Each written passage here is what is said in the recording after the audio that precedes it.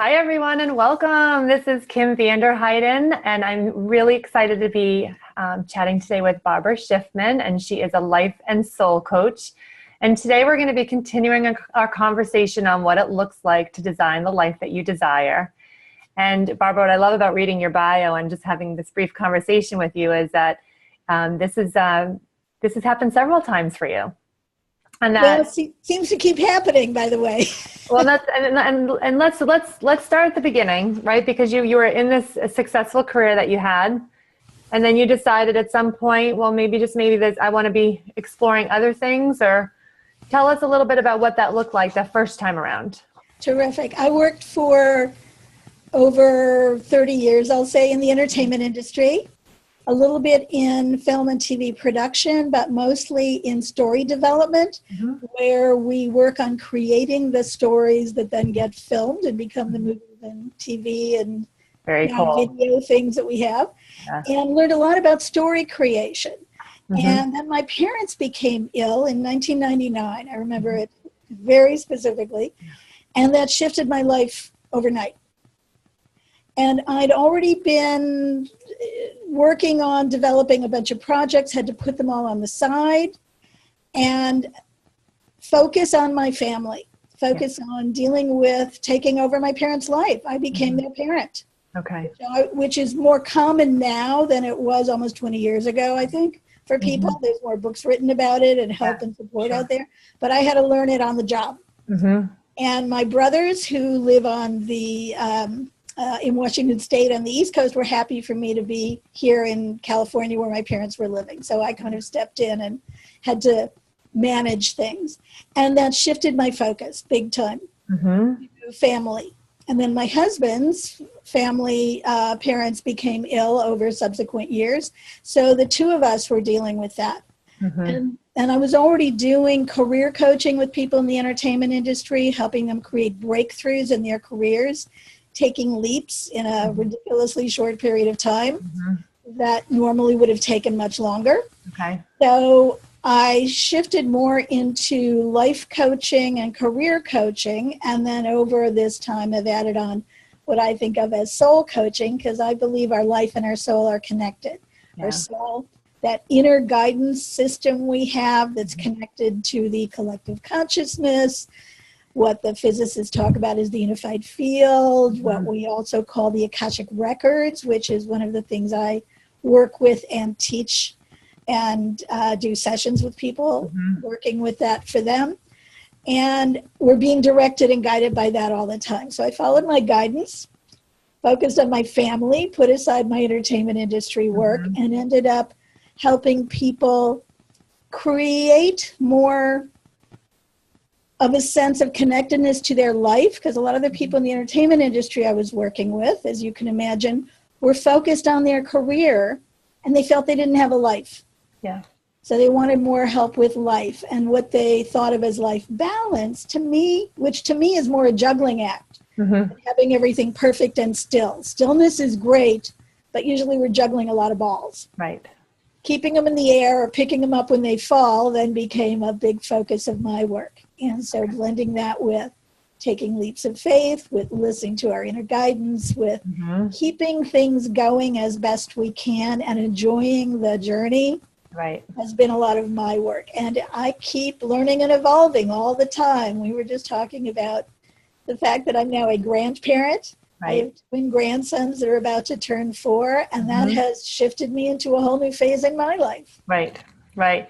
Let's talk about I love how you use the word leap. To me, it's always about making that leap as well, because a lot of our viewers that are going to be watching this, I'm sure, maybe in situations where, for you it's a life change that kind of took you on this new path of the coaching. For some other people, it might just be that they're really not happy with their current career. They're not happy with whatever, right? They want to make that leap, and they have figured out what they want to do. Like for you, what did that look like when you decided to do coaching? I'm assuming that was probably something that you kind of had in you already, but were there any fears or doubts about making that shift and doing, like, what did that look like once you decided, okay, I'm going to design this a little different. I'm going to take that initial leap, the first leap, because you've taken about 3 or 4 leaps. Absolutely. going back to that first leap, take us back to sort of where you were in your mind and some of the voices that maybe you had to quiet down a little bit. Well, of course there were doubts. There's always doubts. The way I've learned about what occurs when we take leaps, and I've actually written co-written an e-course with a friend of mine that's up on dailyohm.com called Taking Your Leap of Faith. And it's about the art and science of taking leaps of faith. And there's 6 stages. Okay. It's not steps, but stages of taking leaps of faith, I found. The first one is we resist it. We're either pulled into a leap of faith like I was, or we're called into a leap of faith, which is how you were describing not being happy with their job or feeling like what they've got isn't enough or it's not satisfying anymore. Right. You're called into it, but sometimes you're pushed. I was pushed. When my parents got sick, I got pushed in a whole different direction. So sometimes we have to hang on for the ride, and sometimes we have to be willing to take a step, even if it's not the perfect step, because taking action then makes the next steps apparent. And we kind of do one thing at a time and see where it goes. When I got pulled into this because of my parents, it shifted my priorities, it shifted my availability, and I was not sure what was going to happen next. And every octave shift, as I think of them, from one leap to another, we don't know what's going to happen next. We haven't been there before. How could we? Right. Well, I love what you said in terms of the steps, right? Because sometimes often, let's talk about so you were pushed into it and I was drawn to it, right? So, because I made that leap I was called to it. So what I love what you just said is that it is either way that you're found in that situation is that I love what you said, that it's a series of steps that you take, and that how would you know, because it is an unknown. I think oftentimes that's paralyzing to people of what are those first couple steps and not getting into the action. So let's talk a little bit about, you make this decision of that you're going to go into coaching. Some people might be making the decision right now to write their first book or to open up a retail. So who knows, whatever they're deciding what their passion is. What are some of the action steps? Like, how would you guide someone in terms of taking those first action steps? Well, first I'd find out what it is they think they want, because sometimes what we really want turns out not to be what we think initially. But we're being pulled, again, by as I think of it, our soul guidance. It's always taking us in the right direction. There are no wrong directions for our life story. Having learned about stories from developing stories for movies and TV to inspire people, I learned that we're all heroes in our own story, and nobody ever knows where it's going to go. We're writing it as we go. So any step we take shifts energy. When we are in that first stage, we're resistant. We're scared. We're doubtful. And as adults, we think we know how to do it. We should know how to do it perfectly. Whereas with kids, they don't think about that. They're just going with whatever's happening because they haven't done it before. So we have to go back to that place of being okay, being new to something, being beginners. And for me, I was actually doing coaching work with people in the entertainment industry. I was starting to do more intuitive coaching work, which is what I got drawn into as my parents got sick. I saw a flyer for something that interested me called Inner Guide Meditation at a metaphysical store here in Los Angeles. And I went and learned about that. And that led me into having some tools to trust my inner guidance better that helped me start following what showed up in my life.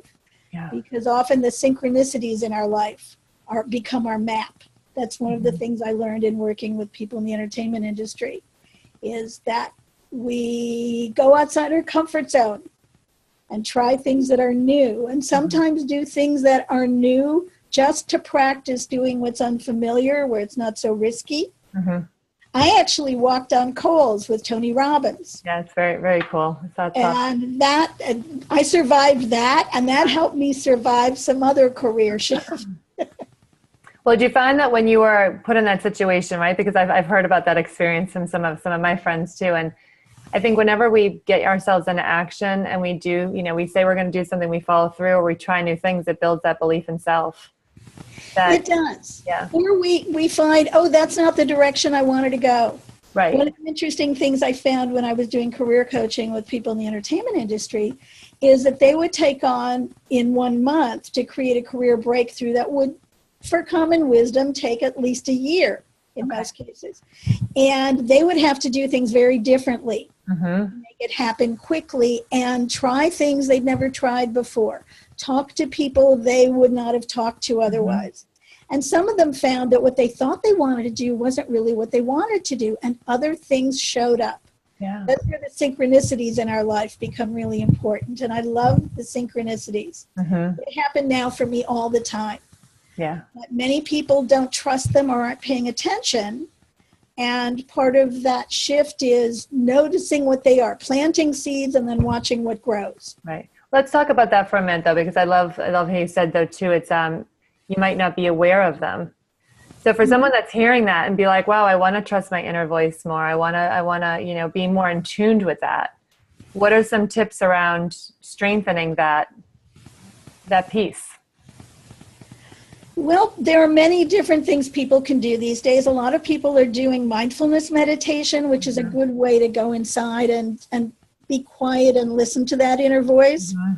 My mind is a little too busy to do that kind of meditation. I like guided imagery, and I do guided imagery work and have that as part of my toolbox these days for myself and for others.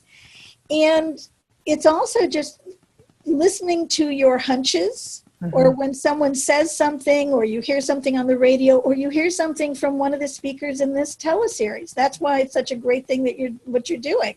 Thank you. That rings a bell for you. Look at it as, oh, let's see what that's about. Let's learn more about that. Let's try that out. Looking at things as an experiment where it might work, it might not work, but it will take you somewhere different than you are now. And shift the energy for that. And trusting that inner guidance of what sounds good to you. If someone says, oh, you should be doing this, but it doesn't make your heart sing, it doesn't sound like fun, that's probably good for them, but maybe not for you. Right. But it might help you think of something else that does ring true for you. So finding different tools for that. I teach many of them, and I'm sure some of your other speakers do as well.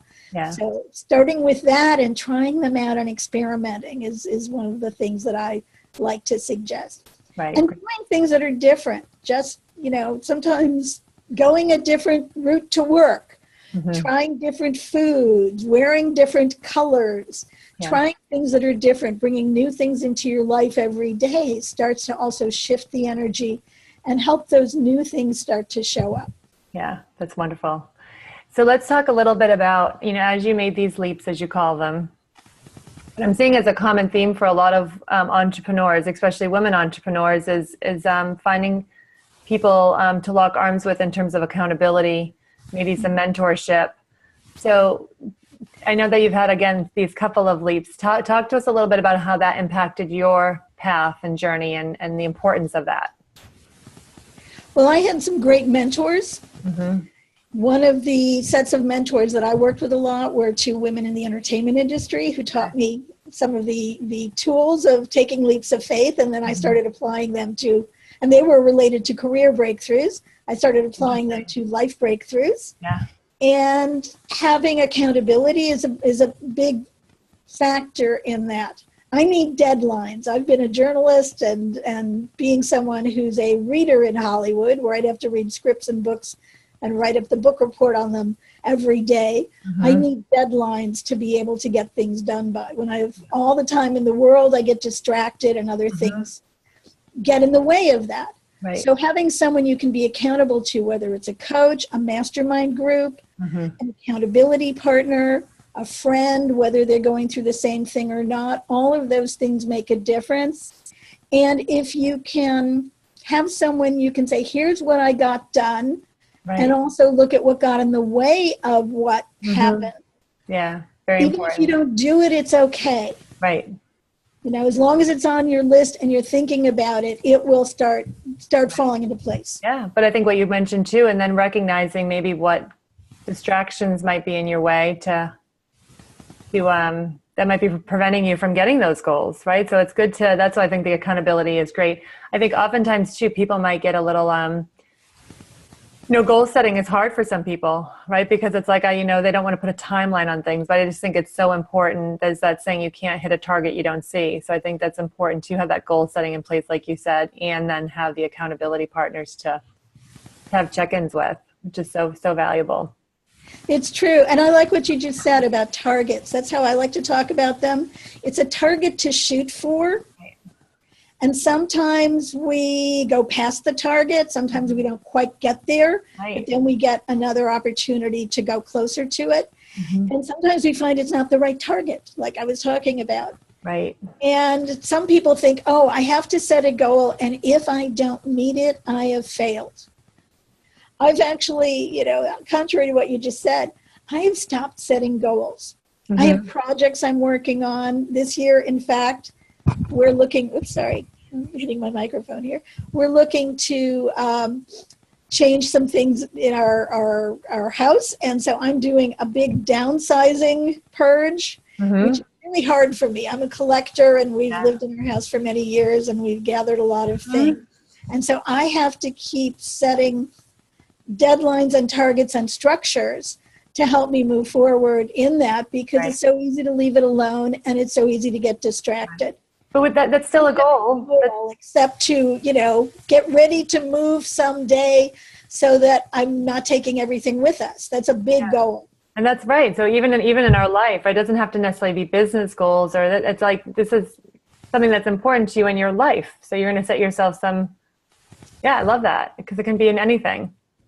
Well, and doing things in our life also helps us in our business. Of course. When we are feeling like we're being supported and nurtured in our life, it helps us have more energy for our business. Mm-hmm. When we feel like we're doing our best that we can, even if there are things that can be improved. Mm-hmm. It doesn't have to be perfect. I work with a lot of people who are perfectionists. Right. And we started talking about it being perfect enough, and they like that idea. Mm-hmm. It gives them it takes off a little pressure. Right. When I feel like I'm doing my best in my work, even if it's not perfect, even if it's not the way everybody else does it, then it helps support my life. And when challenges show up in either place, I have some of the energy to handle them. And some of the leaps I've taken, including the walking on coals, if I could survive that, I can survive most of the challenges that come up in my life, even the really big life and death ones, which I have. Yeah. Yeah, I love that. So share with them, just as sort of like wrapping this all up, because you've given so many great tips. I'm sure that there's going to be a lot of people that are going to be inspired by this and have a lot of takeaways. So speak to that person that is maybe listening to this, and they maybe are more so in that stage in their life where they're like, okay, this is not what I want to be doing for the next 10, 20, 30 years. I know I want to make a change. What is some advice you would give that person? Well, first I'd suggest that they think about what's fun for them. Mm-hmm. And also what they like to do when they were a kid, because mm-hmm. sometimes the things we like to do as a kid are clues for how we can do things now. Some mm-hmm. people, I was a solo kid. I made up plays and pretended mm-hmm. a lot of things on my own and read a lot. I know other kids that were in bigger families, so they were always playing games and doing team mm-hmm. things and team sports. Yeah. Some of us are solo people, some of us are team people. Also thinking of, if you had all the money and time in the world, what would you really like to do? Yeah. If you don't know, then it's time to explore. Take mm-hmm. some classes, read some books. Yeah. Go to telesummits, see what someone talks about that sounds like fun, and do things that are fun. I've found that many people are deficient in what I call vitamin fun. Uh-huh. Especially my women entrepreneur and holistic practitioner mm-hmm. friends and colleagues and students. When they say, I'm working really hard, I'm helping so many people, I'm being productive, and I say, what do you do for fun? And they say, I don't have time for fun. Yeah. Or there's the blank look. It's like, what do you mean? What do I do for fun? Yeah. But fun replenishes us. We're often so busy putting out all our energy that we replenish it and then we get drained. Yeah, that's important. That's a really important point that right there is to take that time to fill ourselves up. Yeah. Yeah, well, I've really enjoyed this conversation today, Barbara. So many great tips, and you've been a real treat for our viewers. And I know that you have something that you want to share with everyone today as a free gift. I do. I have an ebook of articles I've written about life balance, rejuvenating your energy, also the Akashic Records or soul guidance system that I work with and teach about in some of my work. And also a guided meditation attuned to the Akashic frequency, kind of tuning into that inner soul place to help you get a little more inner guidance and feel that connection for yourself. So I have the MP3 and the PDF ebook available for people. Wonderful. Well, thank you to all the viewers for listening in today. Take advantage of these wonderful gifts that Barbara's offering. Barbara, thank you so much for your time. I hope that everyone enjoys the rest of their day. Thank you.